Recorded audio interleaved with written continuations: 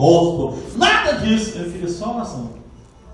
Se o ser humano ele soubesse que a oração ela é tudo, ela abre as portas do céu, assim como sem a oração é aberta as portas do inferno. A oração é tudo, irmão. Ela abre as cadeias, ela quebra os grilhões, ela faz tudo nas nossas vidas, é a oração. A oração para a nossa vida ela é mais importante do que o alimento. Ela é mais importante do que a comida, ela é mais importante do que o sono, ela é mais importante do que tudo, é a oração. É a chave de tudo que é a oração. Se existe um pregador que prega bem, culpa da oração dele. É verdade, Deus. É a favor, a oração está a favor dele. O círculo de oração está orando. Alguém está se levantando naquela igreja, alguém está orando. É verdade, exatamente. O macumbeiro se converteu porque alguém orou por ele. O drogado está lá na cadeia, irado, indignado, endemoniado, mas alguém está orando por ele. Daqui a pouco ele vira um pregador, mas ele não orou, mas alguém orou por ele. Exatamente, Deus. Aleluia. A oração é a chave de tudo que há, irmãos. Glória a Deus. Eu me lembro de uma vez, eu vou contar um testemunho aqui, que eu estava em Minas Gerais, e lá eu estou dirigindo uma igreja com o pastor Guilherme. O pastor Guilherme era o principal, e eu fui para lá e fiquei numa época que ele me colocou como co-pastor da igreja. E eu vou falar uma coisa para os irmãos. Se tem uma coisa que eu gosto de fazer, é vir para a igreja. Mas você pode ter a certeza de uma coisa: eu nunca vou sair da minha casa para vir para a igreja sem um propósito. Nunca. Jamais você vai ver eu na igreja sem um propósito. Eu falo para minha esposa: eu tenho que ter um propósito para vir para a igreja. Eu tenho que ter algo para vir para a igreja. Eu tenho que estar querendo algo, ou estar com algo para oferecer para Deus para vir para a igreja. Porque senão eu não posso ficar em casa. É verdade. O crente na igreja sem propósito é melhor ele assistir o Chaves e o Pica-Pau. Duas coisas que é terrível, maligna, que você chega toda hora aquela mulher dando na cara do seu marido. Pá! Você fica com raiva porque o homem não reage. Mas é melhor do que você vir para a igreja sem propósito. E hoje eu fico olhando aqui, em relação à nossa igreja hoje, digo nossa por estar aqui no meio dos irmãos, e eu fico observando que você pode colocar uma escala de 1 a 100. Quem precisa de verdade de uma renovação. É incrível isso. É incrível. E eu estou lá em Minas Gerais e a irmã todo terminava o culto, ela ia lá no pastor Guilherme para orar. Toda vez. E o culto lá era todo dia. Não tem negócio não. Lá era igual cantiga de igreja. Todo dia tinha. Então, nós estávamos lá e um dia eu falei: Senhor, meu Deus, me dá uma palavra para mudar a vida dessa mulher, em nome de Jesus, Senhor. Porque o pregador, você sabe que ele vai cansando de algumas coisas que ele vê na igreja. O pastor, a liderança, quem está no altar vai cansando de algumas coisas. Vai cansando. E aquilo ali eu cansei, irmão. Eu estava cansado de ver o pastor Guilherme. Todo mundo já tinha ido embora, recebido a bênção e tal. Eu falei: não, moço, a fim dele ela não é, porque ele também já está quase jubilando. E ela, eu tenho certeza que não quer ele, não é isso. Porque passa muita coisa na mente da pessoa. Eu falei: não é isso. E quando foi o dia que ele passou, deixa eu, segura aí, anjo, segura ele aí. Fui lá orar por ela, irmão. Botei a mão na cabeça dela. Falei: olha, Senhor, traz uma experiência na vida dela. Mas traz uma experiência grande, a ponto de não ter nem pastor, de não ter ninguém perto dela, para ela despertar. Irmão, essa irmã tirou a mão da cabeça dela assim, que ela ficou endemoniada.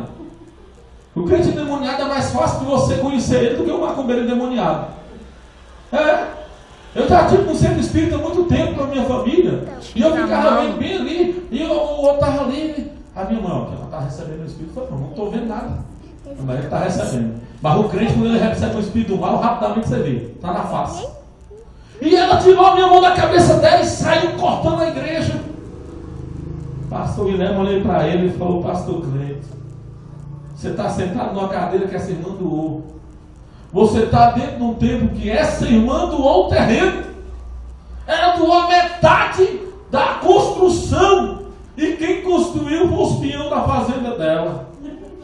Fala: a igreja é dela, né, pastor? A igreja é dela. E ela foi embora. Passou uma semana, passou 2 semanas, passou 3 semanas. O pastor Guilherme já estava olhando para mim meio meio torto, falando, não vou deixar mais pegar o microfone não, porque realmente eu perdi a melhor membro que tinha. A melhor dizimista que tinha eu perdi. E de repente chega um dia de domingo, eu estou lá dentro do culto, dirigindo o culto. Aquela irmã entra. Eu olhei para o sonoplasta, ela veio na minha direção, pegou o microfone da minha mão.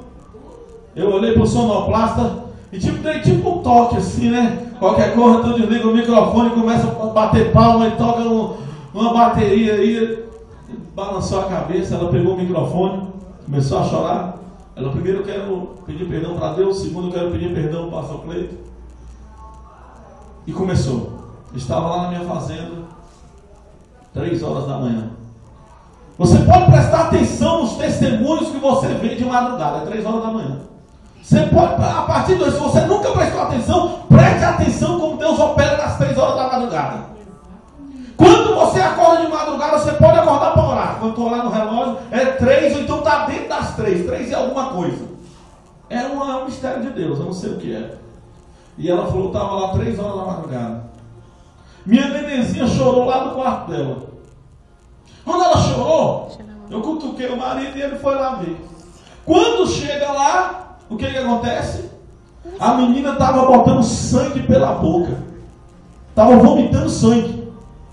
E o marido rapidamente correu, porque nessas horas, você pode ver, a criança se machucou bem aqui. Tá, o pai e a mãe se machucou. Pega, mãe, pega o menino, pega o menino. Se não é assim, é desse jeito. O pai está aqui com o nenenzinho que nasceu, ele está aqui, começou a chorar. Ele quer mamar. O homem é assim. O homem é assim. É nossa natureza nossa. E ali ele não pegou a menina não, voltou gritando, e a mulher foi lá e pegou a menina. Que é isso? E começou a chorar. Nisso o homem saiu de cena. Como diz ela, o marido dela sumiu. Falou, moça, ele sumiu. Quando eu voltei para o meu quarto, com a menina saindo sangue pela boca, vomitando pela boca, pelo nariz, vomitando sangue. Minha Bíblia estava acima do criado do mundo, a janela estava fechada, só a porta que eu saí, que eu entrei, estava aberta. Mas a minha Bíblia abriu. Como? Eu não sei. Mas ela abriu. Na hora que a Bíblia abriu, eu tive um sentimento e lembrei do pastor.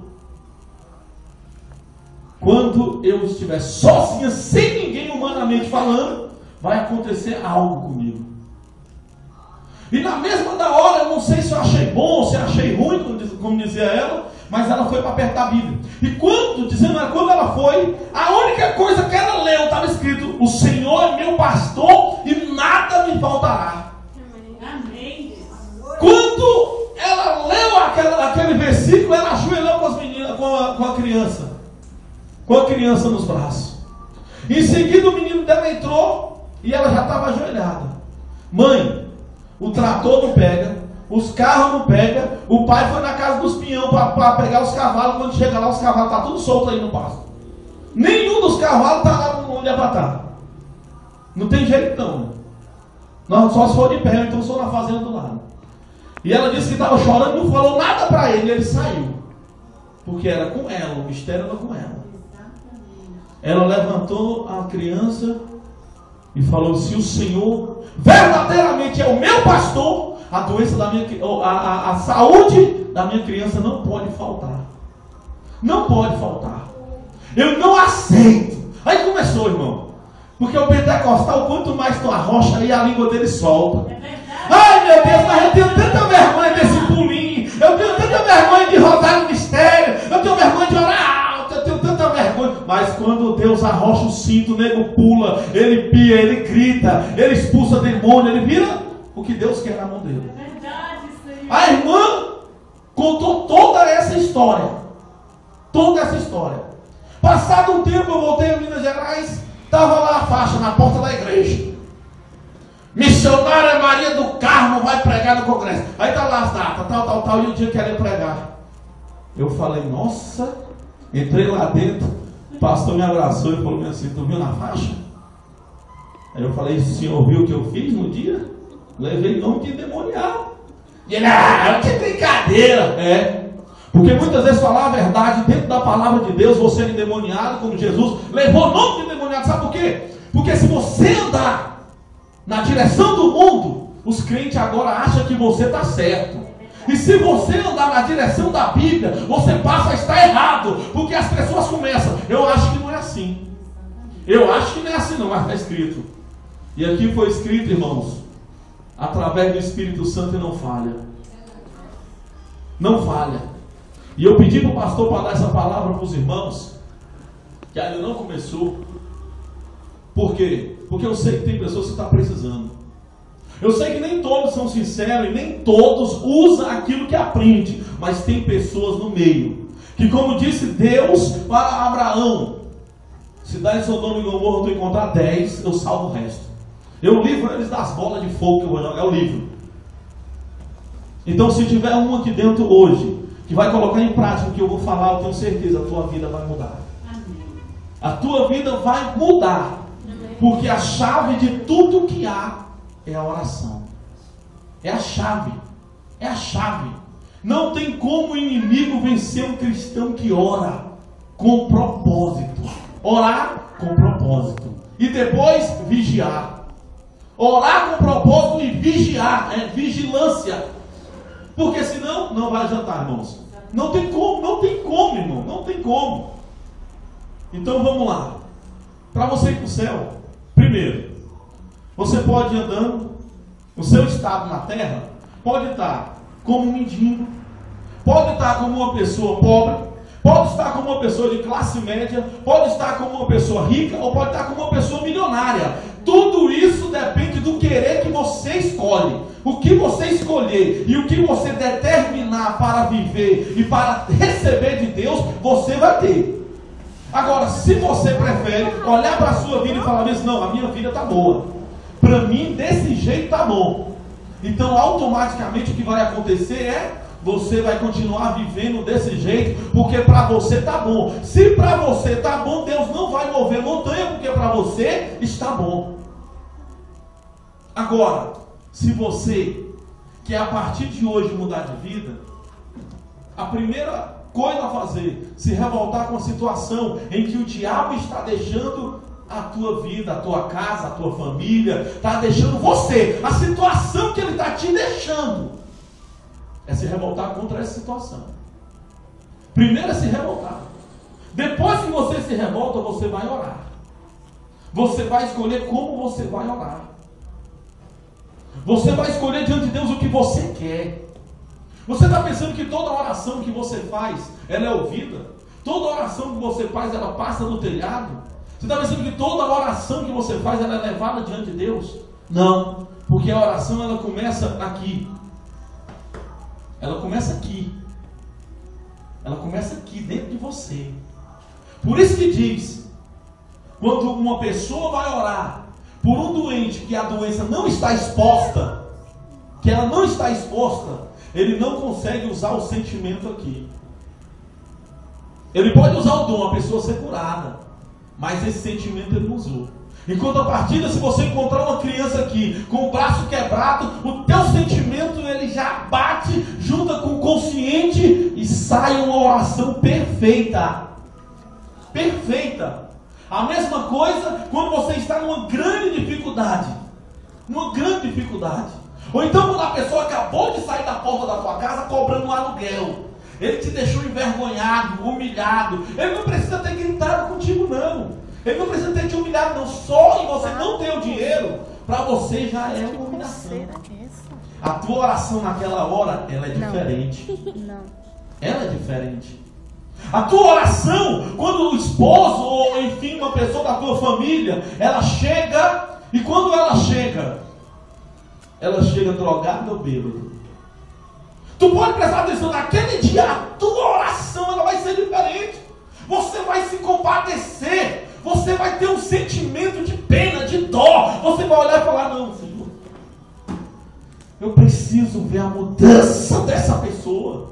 Jesus Cristo não precisava ressuscitar Lázaro. E antes da ressurreição, ele vira e fala, Senhor, eu te agradeço, porque sempre me ouve. Fiz por quê? Por causa da multidão que está aqui.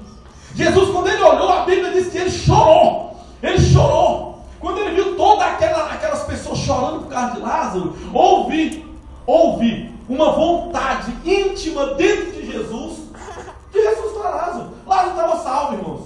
Não precisava. Mas Jesus sentiu dentro dele uma íntima compaixão. E é esse o maior fundamento para que a sua oração dê certo. Não. Esse é o fundamento. Você olhar para a tua situação e você começar a ter uma compaixão de você mesmo. Eu fiz uma pregação no trabalho na época. Não, licença, só um pouquinho, meu filho. Fique quieto. Em nome de Jesus. Estou fazendo um trabalho no SLU ali no PSU. Irmãos, você já viu pessoas que trabalham, o tanto que aquele pessoal trabalha? Hoje não é mais o SLU, hoje é o valor ambiental. Irmãos, são pessoas que trabalham árduo mesmo ali no sol, na chuva, e quando ele pega o seu dinheiro, ele não tem compaixão de nem um minuto que ele teve no sol. Ele enfia na cachaça, outros enfia na droga. E eu dei essa palavra lá. Irmão, pessoa mais nova que tinha lá na época era eu. O restante era tudo aquele senhor, senhora. Pessoa, hoje no valor ambiental, você encontra uma pessoa novinha. Naquela época não, era senhora, pessoa mesmo, sem condição. Não tinha como arrumar emprego, vou trabalhar na CLU, vou fazer alguma coisa aqui no lixão aqui do Pessoa, aqui, naquela fábrica, usina de lixo. E eu fui dar a palavra. E eu falei, olha, Jesus, ele quer que você passe a dar valor no suor do seu trabalho. E comecei a pregação. Na metade da pregação tinha pessoas chorando, ajoelhado na cadeira, chorando. Sabe por que eles estavam chorando? Pedindo até pelo amor de Deus para Jesus levantar eles, para eles voltarem a andar na igreja. Você sabe o que é isso? Você sabe o que é isso? É aquela pessoa que a oração dela, aquela oração naquela hora, é a verdadeira oração. E muitas vezes nós estamos libertos da bebida. O que impede a gente orar de verdade? Então liberta da droga. O que impede? Está liberto de muitas coisas que te impedem. Porque quando você bebe, quando você usa droga, quando você está em pecado, quando tu ajoelha para orar, o acusador te acusa. Na hora que ele te acusa, é difícil uma pessoa valente e forte para vencer ele. Ele já é mesmo, né? Ele já para logo. Aí ele já vai logo, não vai tomando logo, que é para... Não, já que eu não dou conta que Deus não me ouve mais, eu vou logo tomar logo uma, porque realmente eu sou pecador mesmo, eu não presto. Mas se você e eu, por que a nossa oração não está em falta com Deus? Por quê? É o acreditar, irmãos. É o acreditar. Se nós passássemos a orar como convém, eu vou te falar um negócio. As nossas vidas seriam totalmente diferentes. Totalmente diferente. Olha só, eu quero ler uma história aqui para os irmãos para finalizar. Eu peguei nesse livro e eu senti muita vontade de orar, de ler essa história para os irmãos. Ela diz assim, olha só, a oração não é um passe de mágica, tampouco uma tarefa fácil, mas ela opera realmente. À medida que reconhecemos Deus em todos os nossos caminhos, Ele nos concede os desejos de nosso coração. Certo dia, pouco tempo depois que me converti, minha mãe me disse que estava pensando em se separar do meu pai. Larry disse a ela: eu e seu pai estamos casados e todos esses anos, mas nossa vida em comum tem sido terrível. Não aguento mais as bebedeiras dele. Não posso continuar vivendo assim. Senti-me arrasada e supliquei: mãe, por favor, mãe, não se separa do meu pai. Mas ela replicou: você agora já saiu de casa, sua irmã também já foi embora, não tenho mais motivo para ficar aqui. Por que deveria ficar aqui? Mãe, retruquei, tenho lido os textos vermelhos da Bíblia. E a mãe: e daí? O que isso tem a ver? Ela é crente também, irmão. Olha só, crente também. Porque o crente, no decorrer do tempo, ele está ensinando os filhos, que era esse caso aqui, ensinando o filho, mas ela mesma não dava conta de viver a palavra. Irmãos, nós temos que se curar de ser curado, de pregar e não viver. É uma praga, é uma doença que abrangiu o nosso país. Os Estados Unidos antigamente era um país pós-cristão. Sabe por quê? Por causa disso, pregar sem viver. E a mulher ensinando o evangelho para o menino, quando chega na hora do menino usar o evangelho contra ela, ela retruca. O que isso tem a ver? Então os anos todinho que você ensinou a Bíblia, a primeira mentira, né? Aí o que ele fala aqui? Indagou ela com um certo tom de irritação na voz. É tipo assim, quem manda aqui sou eu, irmão. Eu deixo o diabo entrar mesmo. É tipo assim, mais ou menos assim. Tem a ver, mãe, que Jesus em Mateus, no capítulo 19, capítulo 18, versículo 19, que se dois dentre vós sobre a terra concordarem a respeito de qualquer coisa que porventura pedirem, ser-lhe-á concedido, porque o Pai que está no céu, pelo Pai que está no céu.